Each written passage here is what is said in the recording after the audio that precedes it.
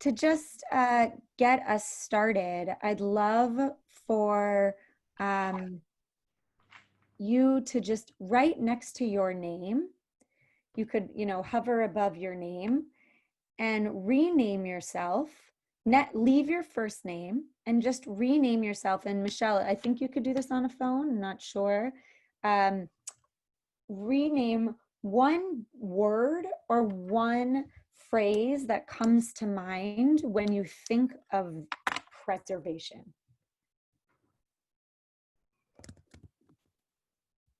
A word or a phrase that comes to mind when you think of preservation.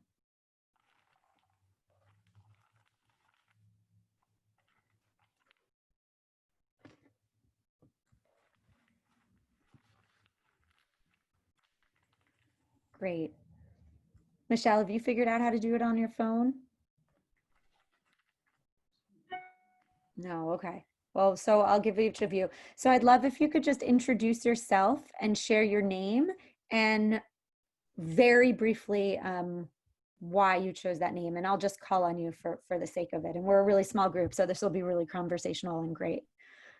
Julie, where are you calling in from and the word you chose and why? I'm Julie and I'm from Calabasas, California, Southern California. And I think due to preservation is to save. Great. That's kind of where it came, what came to mind right away. Thanks. Michelle. Ooh, Michelle, you're also in a beautiful place. Better than my room behind me, for sure. To preserve something is to keep it. Great. And Stacy. Hi. Hi. Hi there. Along with saving and keeping it, that foundation, that groundedness to hold you to save it and keep it. Great, thank you. And hi, Raya, welcome to joining us. I'm really grateful that you're here. We just started, and I just had everybody rename themselves or add next to their name what phrase or word comes to mind when you think about the idea of preservation, the value of preservation. Okay. So you're welcome to go.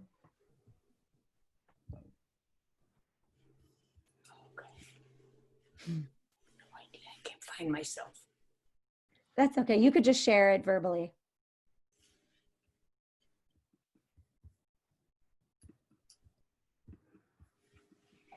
Raya, would you like to share a word or a phrase that comes to mind? Yes.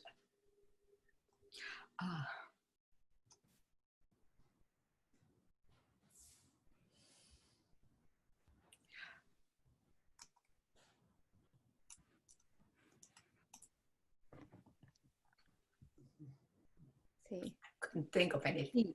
Great. No, great. Awesome. Yes. The active choices we make in what to keep, what to get rid of, what to save. It is a very active, in fact, word that requires a tremendous amount of maintenance, a tremendous amount of desire and strength to do so.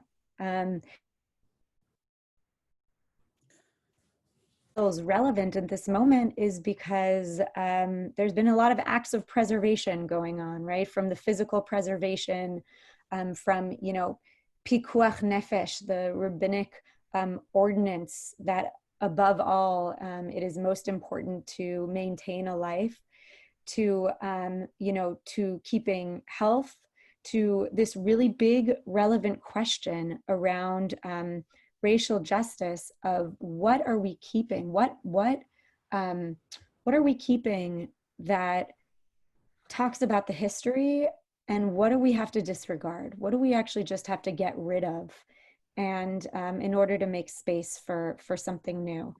And so this is where we begin our journey.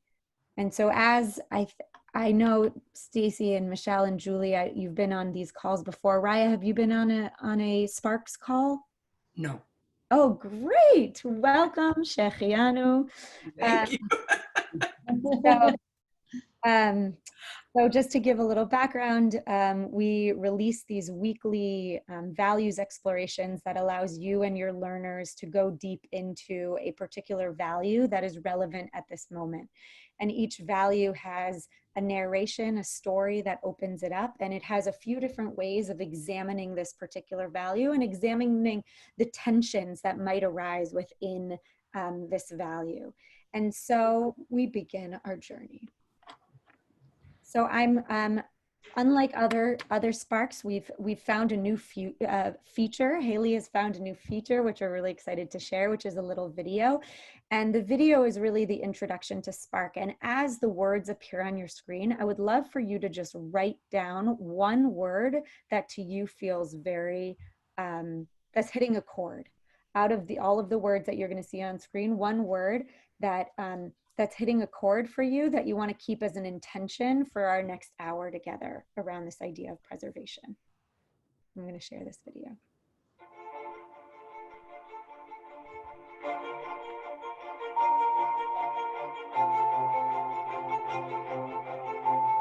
I'm not seeing it, Molly. Are none of you seeing it?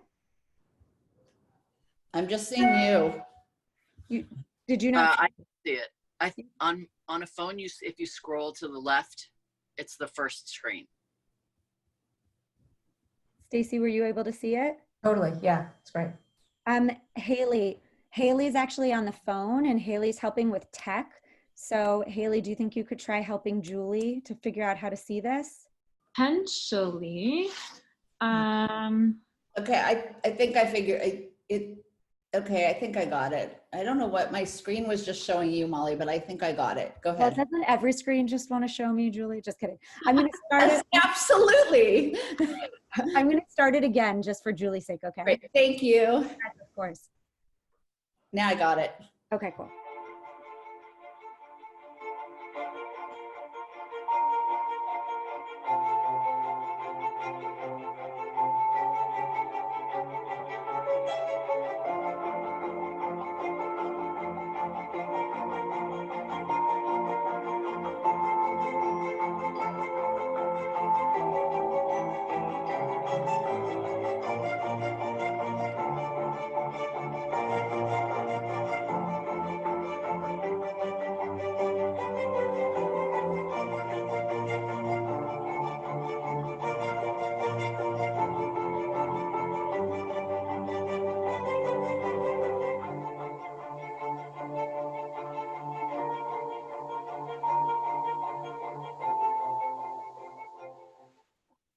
Great. So just to say, I hope you have your word and your phrase, and may you be grounded in this word for us to go deep into this concept together right now. Preservation, an anchor for change. So can I have a volunteer to start reading?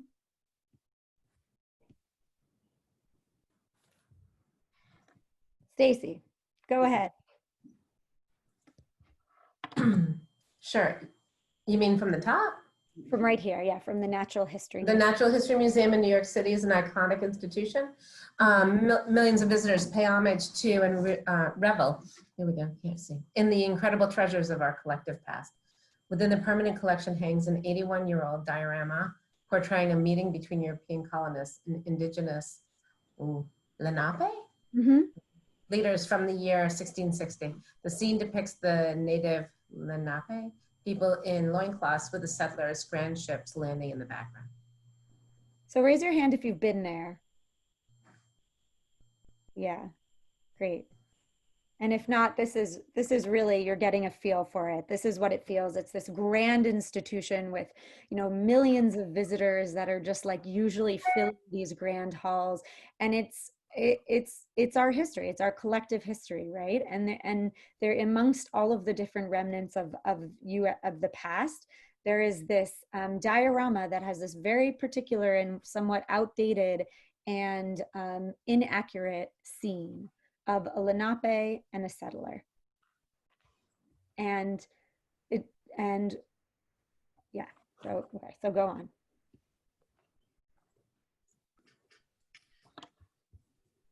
Stacy, go on. Yeah. Okay, continue on. Yeah. Go Over ahead. time, the museum had a reckoning. The story they were telling, I'm looking at the same time, was inaccurate, and the cultural reality is far from what is engraved in this glass scene.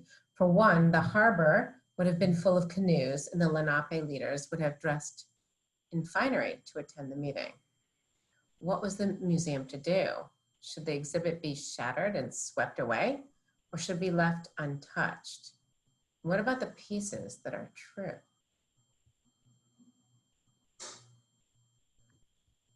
To guide our exploration of how preservation can be an anchor for change, we ask 3 questions. What do we hold dear, and how does that define who we are?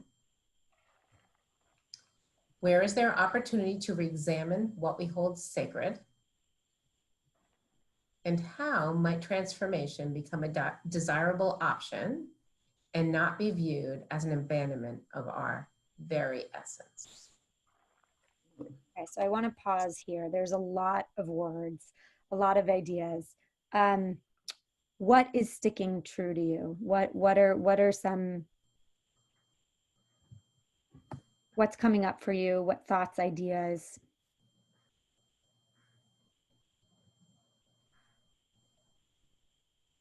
So Molly, I'm thinking that to abandonment, all the just together, almost like does like an eraser, like an erasure. And that, I mean, it's been current and present, so you can't just erase, but you could poke holes, and have another diorama showing where it's inaccurate or something that allows the integrity of it. Great. Yeah. So you're saying there's a loss in getting rid of it entirely, right? We're undoing history in a sense. And what happens when you do that? What's the loss that comes from doing that? So can you actually put another thing alongside of it that pokes holes in the story? Great, Stacy. What about somebody else? There's a chance to re-examine and go deeper into what really is going on, and why do we, where's the discussion about, and how do you use that as a discussion point to say, okay, there's more to this story. Maybe this is one picture of what was happening in this one little tiny area, but what's happening around them. I love that. So what's the larger context in which this is happening, right? And also, like, there's multiple perspectives, and is this just the one perspective in which we are maintaining, right? Yeah. Great. How about Raya or Michelle? For me, it makes me think completely of the relevance to actually today, and not in looking, at what's on the screen, but 2 things popped out for me. I'm from San Francisco, and in San Francisco, there's a high school called George Washington High School, and in the high school is this mural. It's a beautiful mural that was done, I don't know how many years ago, of a similar scene. And there's this huge protest of, do we keep the mural? Do we paint over it? It's offensive. It hurts people's feelings. It's historical. And so, to talk about the relevance of that, and then of all the statues coming down right now, right, of the civil rights statues, it's just amazing how much relevance this holds, and how, when you have a discussion like this, it really, talk about a spark. It gets people going, because they do have to speak, to the historical value, and that it's racist and not okay. And, do we just erase history or keep it?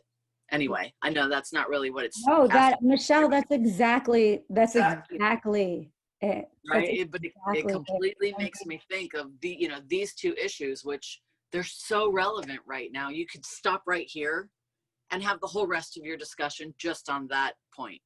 Great. I love it. So yes, thanks for bringing it to the learners. The questions that are in Sparks are ultimately also questions that you could just only use, right? You could only go the narration, right? You don't even need to go into the activities. Now, in sort of M squared language, every activity thickens it, right? Every activity gives more Jewish context, or context, gives more language, gives more like gives more of a form to what preservation is, right? But you could also just do this, right? And you ask these questions, you bring an article, you bring that mural, that image of that mural, and you say to the students, like, what do we do, right? You use these questions. So definitely. And every day there's another statue that's being called into question around what to do, right? There's another re-examining happening of history, a reconstructing that we need to reckon with and figure out. Great. So we broke this spark down into really 3 sections, and each section has its own title and its own idea. And the first one is identification, right? Before you sort of take it away, you need to identify it. You need to be able to say, like, what is it? And you need to give it form. And once you do that, then you could re-examine, but that the first state is just identification. So Raya, can I ask for you to read, please? Starting from the quote. No? Okay, don't worry. Julie. All the art of living lies in a fine mingling of letting go and holding on. Rabbinic tradition suggests that the Jews were redeemed from slavery in Egypt because they kept 3 identifiable practices. They called their children Hebrew names, wore traditional clothes, and spoke their native language. It is precisely these actions that led the Jews to become a nation. For centuries to come, Jews would preserve their collective identity through insular practices and rituals, often by distinguishing themselves from their neighbors.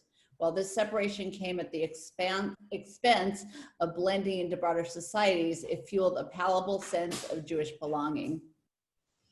But what if there were other parts of their identity that did change? What is it about these 3 practices that allowed for both identity formation and redemption? The yellow is really hard to read. Oh, is it? That's really good feedback. Is it hard to read? Yeah? Okay. All right. Haley. Yeah, so this is a very interesting interesting teaching. And I'll actually move into the activity because we're gonna do this activity. But essentially, this is a teaching that that comes out of 2 midrashim. There are 2 separate exegetical texts in different places that actually say that the Jews maintained 4 different distinct identities. And because of that, those 4 identities, God gave them freedom and God allowed them to leave Egypt. But the Khatam Sofer, who was a commentator in the 18th century, actually took those 4 and really decided that it was actually because of 3 distinct things, right? It was the name, the ability to keep your names, it was the ability to keep your garb, and it was their ability to keep their languages, which we know are real identifiers in creating distinct peoples. And one explanation, right, is that these features allow them to preserve themselves, both internally, they could recognize each other, and externally, people, they know who's in, they know who's out. And the question, though, about these is like, why are these the things that redeemed, right? And then taking this to our own place in our own relationship, you could see in these bolded prompts, is as you think about your inheritance and tradition that defines you, what do you choose to preserve? And what other identifiable features have you chosen to hold onto that express your identity to others? Right? So this is both an internal, how you view yourself, what you hold on, what you preserve, and also that makes you recognizable to somebody else. So we're going to do one of these. We don't have yeah, Julie. Yeah, we're looking at our Hebrew program in the program that I teach. And one of the things that has come up is, why do we teach Hebrew besides to be bar mitzvah? Why do you teach Hebrew? And where's that preservation? And I think that's what's come up over and over, is that we want to preserve this language of our ancestors that has gone on forever and ever and ever. But how do you do that? And is it important to the kids that we teach as it is to us? Or maybe it's important to the adults, or is it important to the adults, or is it important to the grandparents, or where is that? That just sparked this whole conversation that we've been having over and over again about why and how and what's important. Is it important the language? Is it important the letters? Are you decoding? Are you speaking the language? Do you need to be able to read it, or do you need to be able to listen to it? Yeah. Wow. That's great. That was, as soon as you said that, that's where the whole thing.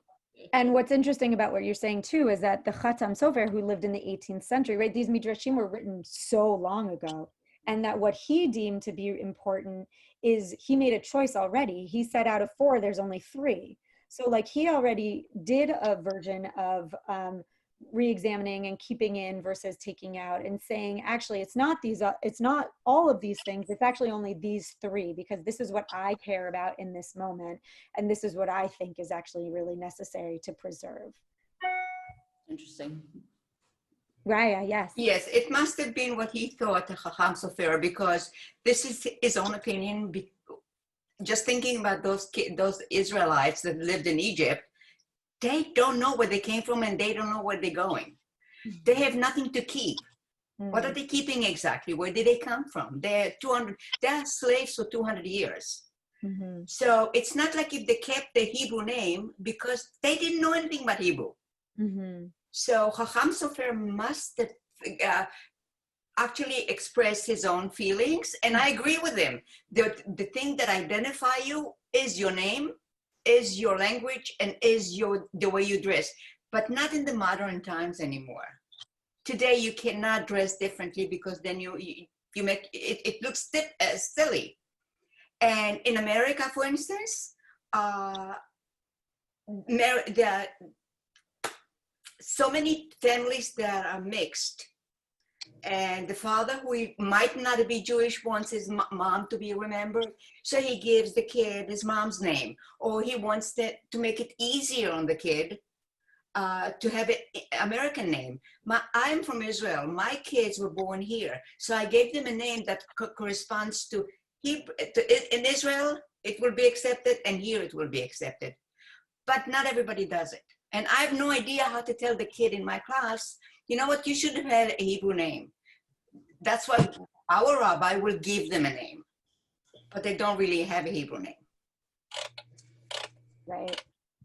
And look, I think that what you're bringing up is so important, and is this idea of how do you do the act of valuing, right? How do you make things significant to people that might not understand or might not think it's significant? And that is like incredibly difficult, right? So It is. And Julie, like, if Hebrew is the decided language because that's the consensus, then how are you using the language of Hebrew to get to what the students really care about, right? Or how are you like doing experiential Hebrew, which is basketball Hebrew class, or cooking Hebrew and cooking, or Yes. whatever, so that you're able to maintain something that you've identified as important that you want to keep, and yet you allow room for transformation within that preservation. Right? Yeah, Stacy. So I hear a few things here also. Just there's the external identity, but also the internal identity to go along with the belonging, and then the making meaning, so that if you were to learn Hebrew, it makes sense to learn Hebrew, you know, for yourself as an identity, but also like, how could I use it? Why would I use it? That kind of thing. So that, again, it's that internal and the external belonging. Right. Yeah, Mm-hmm. really interesting. So I'd love to just play with this, and this is not a new exercise. This is a pretty like, you know, classic exercise, but I will just say that what we did here was we took those three identifiers that they had decided, the name and the appearance and the language, and we wanted to deconstruct it a little bit and say, you know, what does language do, right? So let's actually focus on language. I was going to do name, but since language came up, let's look at language. So I'll just read this here. Both verbal and body language define our circles of belonging. As the way we communicate with others changes based on circumstance. Close friends share inside jokes. Families share stories of the past. Geographic communities speak the same dialect, and religious groups often speak about tradition. And some circles are defined by the premeditated caution that is taken in being careful about what is said. I have so much to say about this, but we won't go there. We're each part of multiple circles, and language becomes a defining feature.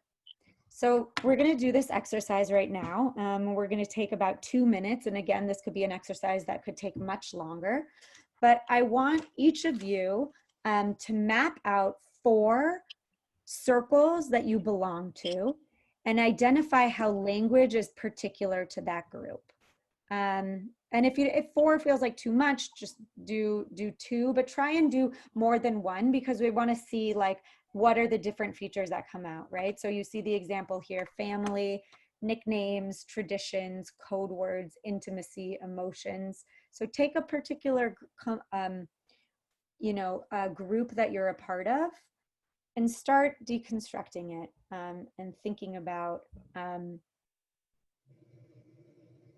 the identity of that group.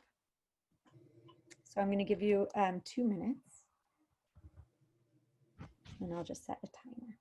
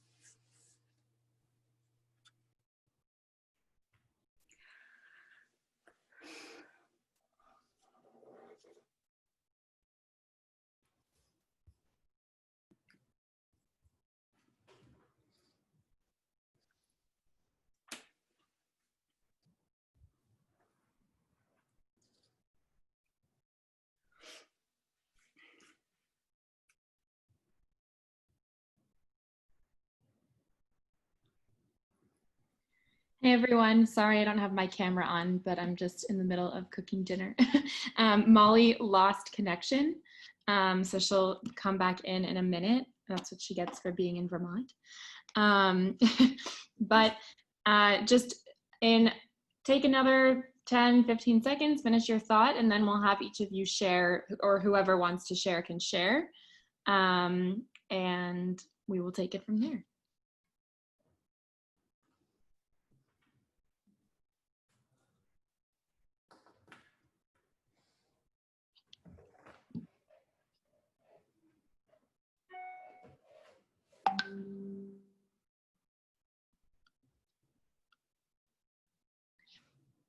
Okay.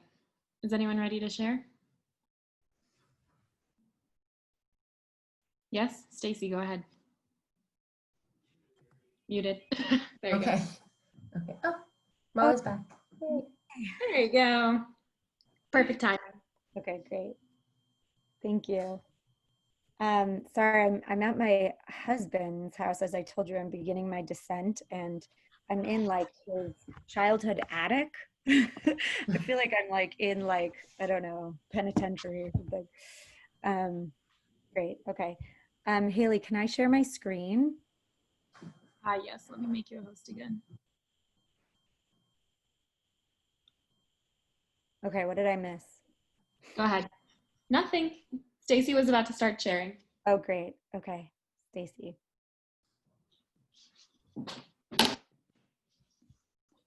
Do you want me to, or Yeah, are you yeah. doing your screen thing? No, Oh, okay. I'm sharing, but I'd love for you. Yes. Please. Oh, okay. So of course, family for me, I'm a camp person, so the camp community presently, and then the camp community from my past, and then my education peeps as well. So, I mean, I just started to bullet point different things under each of those big themes. So. Great. Thank you. Anybody else want to share?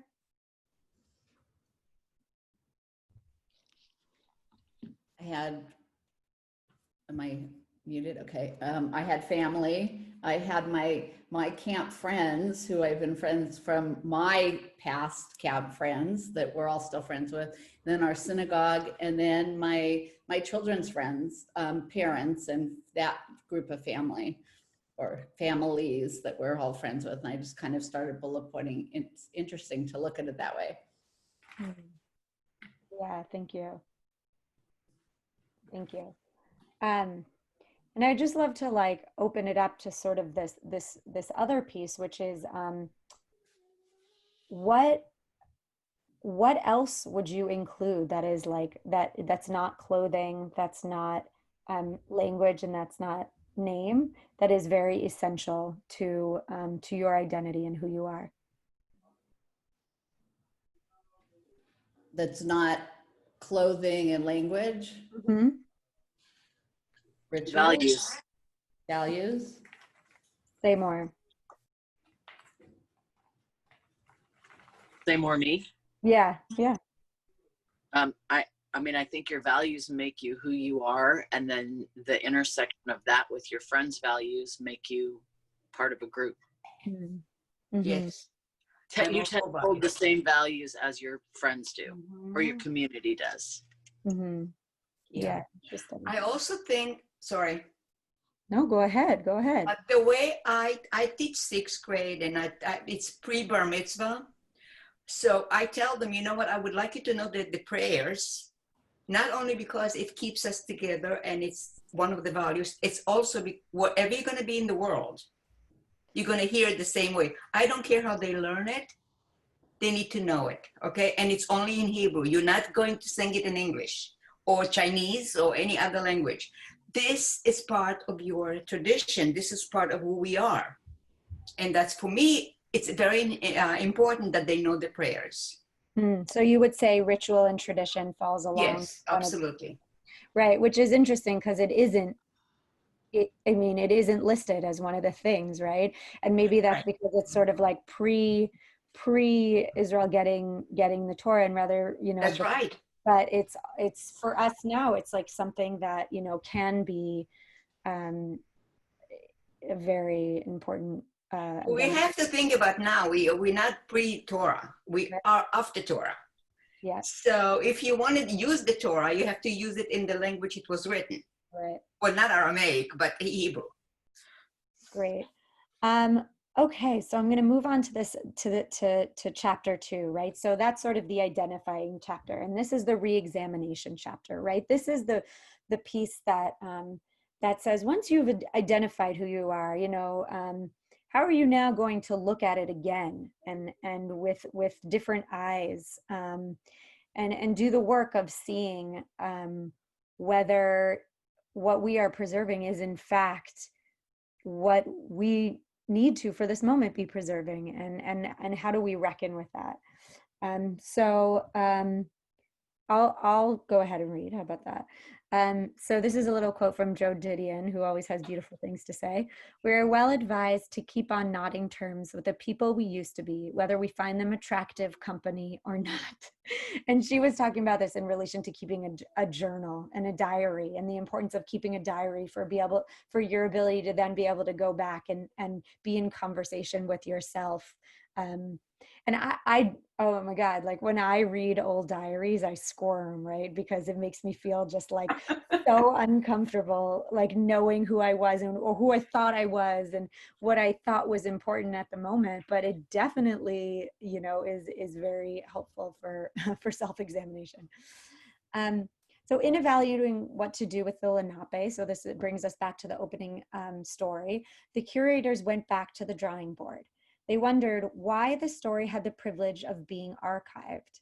They considered whose voices are present and whose are excluded, right? This is all what we talked about already. And they questioned what about this story needs to be remembered and what needs to be forgotten, right? What do we let be forgotten? Looking at our past from a new perspective is not an easy task and often requires vulnerability, humility, and openness. But it affords us an opportunity to ensure that our values either hold truth or can be evolved to reflect the current reality. This is a lot, and this is really hard work. And recognizing that, a lot of people don't want to do this work, right? They don't want to go, they don't want to revisit because it's hard, because it makes us need to question ourselves and reckon with who we were. And though that ultimately, like going back to the beginning, these are the things that can hopefully bring us to a redemptive state. So to explore this like rather grand concept, we are introducing this really interesting mixed media form called altered poem, which Stacy seems to know about because she's, oh no, yeah, you're on mute. I'm seeing your face. What this is basically taking an original text. It's taking some sort of text. It could be a piece of canon text. It could be a poem. It could be anything that exists, anything in the written form that's been written down. And what you do is you approach this text and you use the original source to build upon it. And not only to build upon it, but to make new meaning out of it, right? Because what happens when you cross out all the other words and you highlight some words? You're revealing an entirely different relationship to what that original text was originally, but you're paying homage to that text, right? The text is still there. The text still exists, and yet with your own perspective, you are creating an entirely new a new book, a new page, a new text. And so we're going to try this for the next few minutes. And we have already suggested a particular text at hand. And this is what you're going to do. You're going to just write down by hand on a piece of paper the first 5 lines, because we don't have enough time to do all of it, obviously. And then I want you to sort of go into, so why don't I walk through the steps, okay? So steps 1 is we have a text. And again, you could alter this to be whatever text you actually really want them to examine. And actually something really incredible is you could take a text that you're learning with them. You could take the Shema text, whatever it is that you're learning with them. You learn the text in depth. You look at different ideas of the text, and then you say, okay, we're using this text as our foundation to now create your own meaning and poetry from it. So you select the text, you look with your eyes for words that you think are meaningful or significant, and you start thinking maybe there's a theme. And then with a pencil, you start circling the words that you think are really interesting and that resonate with you. And then you start piecing your narrative together to figure what is this new poem. And then you spend time kind of not erasing, but surfacing some and putting in the foreground some and in the background others. to create your new illustration. Okay, so we're going to do a very abridged version of this. So we have a text from a book called Chovavat HaLevavot, which is a very beautiful book, Benevolence of the Heart. And I'd love for we're going to just write down, can you see my cursor, by the way? Do you see where my cursor is?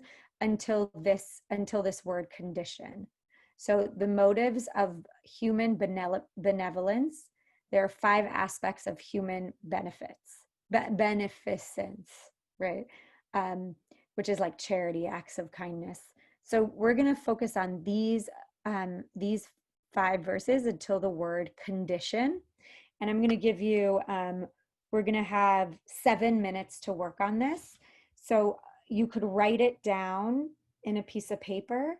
Hi, Julie said.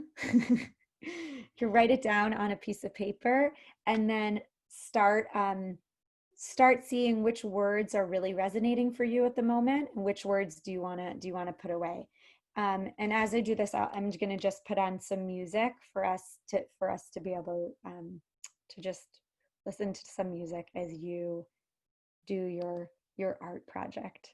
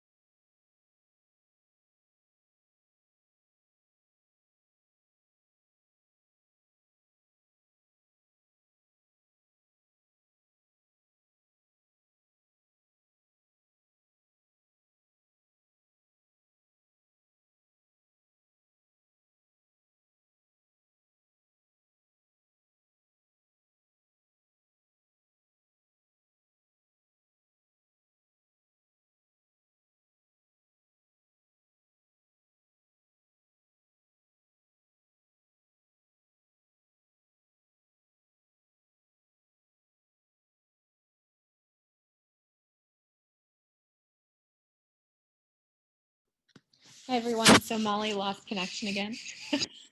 Oh, she's back. Are you back? I'm back. Good. I don't know what's going on. I'm very apologetic, but such is our new reality. Sometimes we lose connection. You know what? That's always been our reality. Sometimes we lose connection. It's just been different kinds of connection.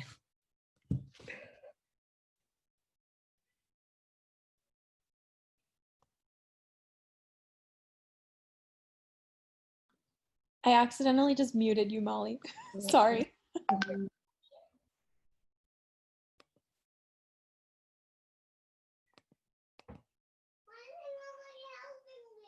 What's going on, Vera?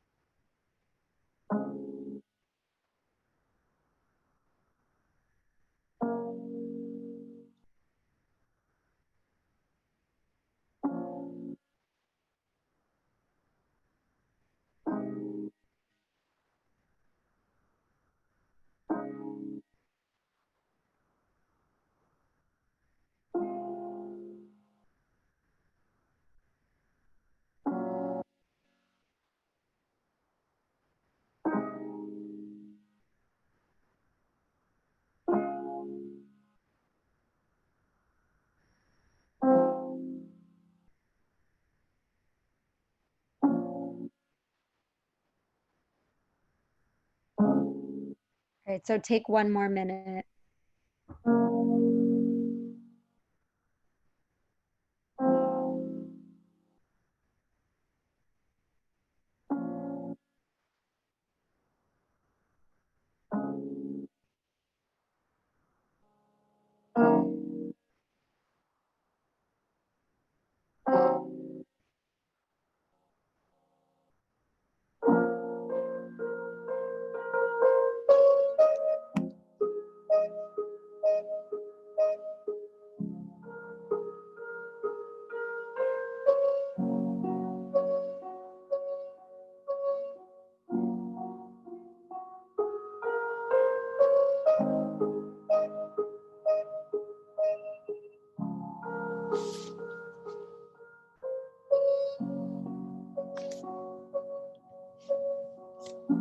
Okay, great. Thank you. So I'd love for somebody to share their poem.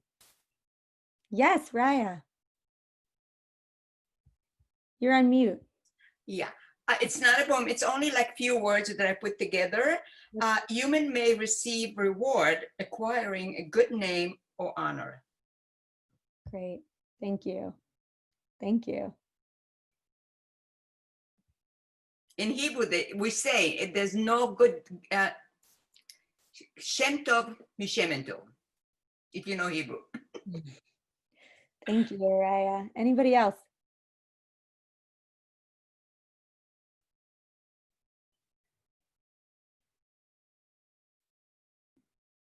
Julie, Stacy, Michelle? Stacy's like she's on a tour of her home. I've been there. I've been there. I know what it's like.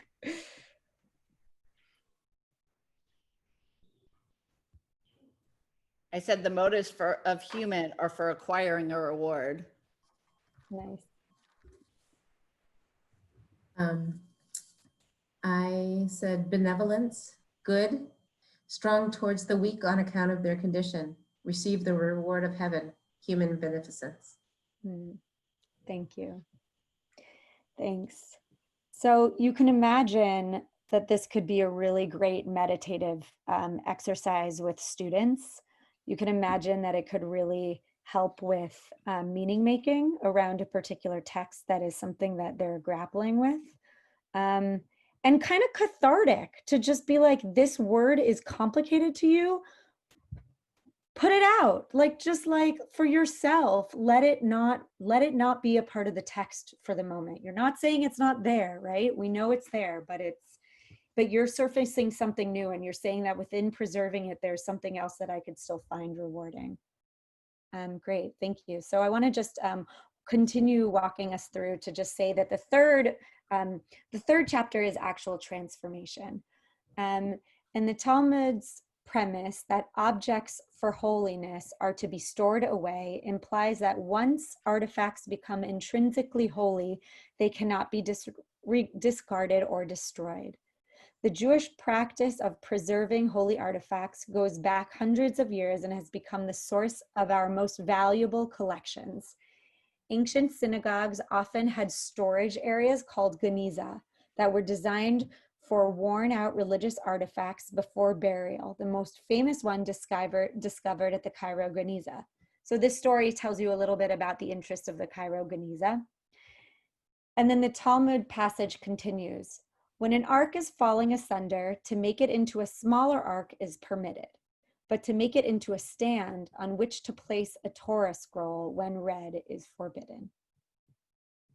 Not everything needs to be stored away in a crypt. Under particular circumstances, holy objects could be repurposed, elevated, and transformed, giving them a new life. And there's countless, obviously, there's countless artists, I feel like, are the best at this, right? Taking sort of things that were once imbued with holiness and transforming it into something else. And to explore this idea, we actually have some pickling recipes. We want you to actually understand what happens when you're trying to preserve, right? And is it a pickle? Is it no longer a cucumber? Do you miss that cucumber, or do you lean into the new taste of the pickle? Are you a half sour or a whole sour? Do you like a little preservation or a lot? And you know, and so these are our friends at the Gefilteria who have been in our programs, and we really ask this question of what does it feel like to do something that is able to transform. And this is also something you could very easily do with your students, right? You all are in your own kitchen, you ask them to get certain ingredients, and this opens up a conversation of like, are you more like a pickle, or are you more like a cucumber, right?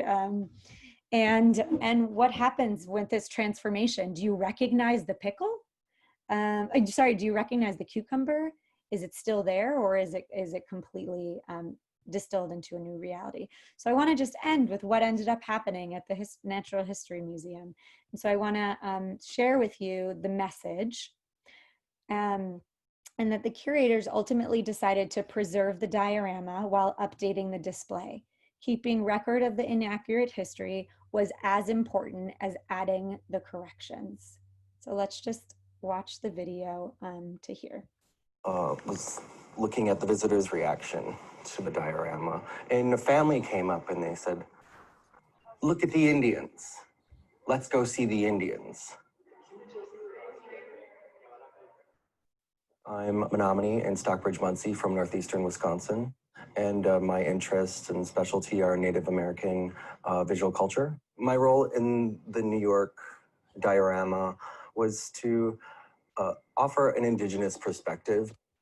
The idea of the Indian in America is its own thing, but to actually know the cultural diversity of this continent and understand the plethora of languages and cultures that are here is another thing. And those are not Indians. Those are a group of Hackensack, of which we know are Muncie people. The Old New York diorama is a scene with Peter Stuyvesant and a Dutch soldier encountering Oratomen and two others from the Hackensack group. I grew up personally in Massachusetts in Pilgrim country, so the number of scenes that I grew up with where Native people and European colonists were peacefully shaking hands, I've seen that scene a lot. And I think it's almost always invented, imagined, a trope or a stereotype. So this diorama was finished in 1939. I think our eyes are different today than they were in the 1930s.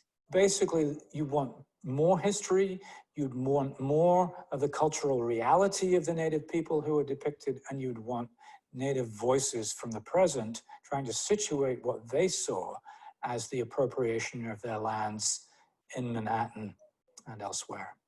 What was missing was, well, where are the Muncie today? Do they still exist? So we're left with, once there were Muncies in this place, they are now gone. But that's not true. Actually, Lenape people still live in Manhattan. They still live in the New York area. You know, they may not be as politically unified as we once were, but we're still here. The diorama is not a realistic representation in any way. So I'm just gonna unless you stop introduce it different kinds of information, you for now, and you'll have a chance to you know, to revisit this on your own when you go deep into this spark. But you know, we end where we started, right? You all had this inclination that this is what should happen, right? And you know, preservation is complicated. It is active. The work of reckoning and the work of truly doing it is not simple, and really relevant for this moment. And so the questions that we ask as we end is, how can we look towards our past to better understand our future? And how can our collective story make space for our new story, or our future story? And how can we lean on tradition to also guide us in our current reality? So thank you. It is 2:00. Just to say one thing before we leave is I'd love for you to just chat in something that you have learned, something that you have relearned, or something that you have unlearned about the idea of preservation. Something you have learned, unlearned, or relearned.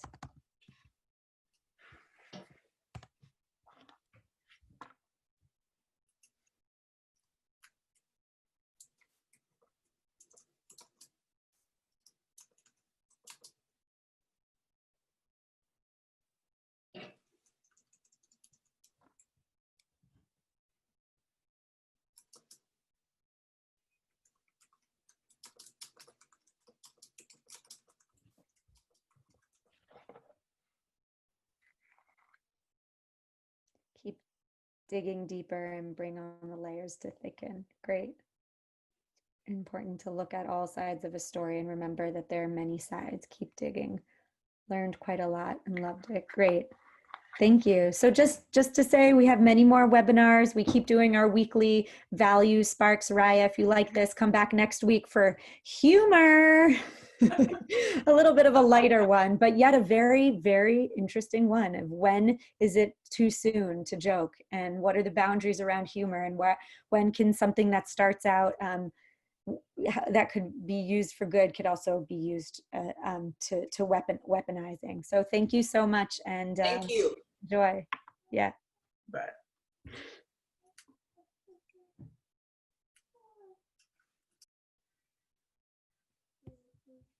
Thanks, Haley. You're on mute. I'm muted. It was great. Thanks. It's so fun to be a fly on the wall during these. I love it.